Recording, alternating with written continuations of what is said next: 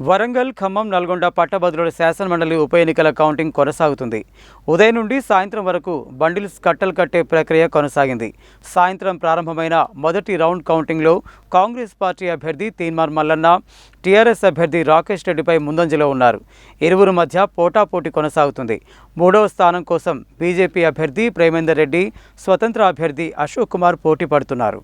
నల్గొండ, ఖమ్మం, వరంగల్ పట్టభద్రుల ఎమ్మెల్సీ ఉప ఎన్నికల ఓట్ల లెక్కింపు నల్గొండలోని Duppalapalli central warehousing ware గోదాంలో బుధవారం ఉదయం 8 గంటలకు కౌంటింగ్ ప్రారంభమైంది.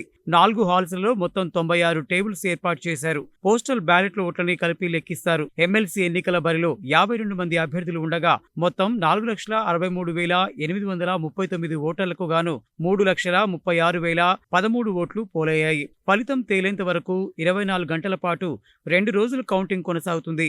కౌంటింగ్ ప్రారంభమైన తర్వాత మొదటగా బండిల్స్ కట్టే ప్రక్రియ కొనసాగింది. తరువాత చెల్లుబాటు కాని ఓట్లను వేరు చేసే ప్రక్రియ చేపట్టారు.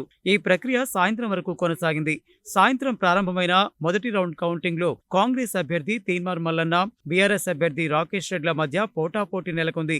మొదటి ప్రాధాన్యత స్థానంలో కాంగ్రెస్ అభ్యర్థి తీన్మార్ మల్లన్న, బీఆర్ఎస్ అభ్యర్థి రాకేష్ రెడ్డిపై ముందంజలో ఉన్నారు. పట్టభద్రుల శాసన మండలి ఎన్నికల కౌంటింగ్ లో మొదటి రౌండ్ చెల్లని ఓట్లు అధికంగా ఉండడం విశేషం. చెల్లుబాటైన ఓట్లలో మొదటి ప్రాధాన్యత ఓట్లలో సగం కంటే ఎక్కువ ఓట్లు వచ్చిన వారిని విజేతగా ప్రకటిస్తారు. అలా కాకుంటే రెండో ప్రాధాన్యతలో అభ్యర్థుల గెలుపు కోటా రీచ్ అయ్యేంత వరకు ఎలిమినేషన్ పద్ధతిలో కౌంటింగ్ కొనసాగుతుంది. రెండో ప్రాధాన్యత ఓట్ల లెక్కింపు చేపడితే మాత్రం 2 రోజుల వరకు కౌంటింగ్ కొనసాగనుంది. మొదటి ప్రాధాన్యత ఫలితం వెలువడేసరికి అర్ధరాత్రి పట్టనుంది. కౌంటింగ్ గాను 3 షిఫ్ట్ల వారీగా సిబ్బంది నియామకం చేశారు. ఒక్కో షిఫ్ట్లో 900 మంది సిబ్బంది ఈ కౌంటింగ్ లో పాల్గొంటున్నారు.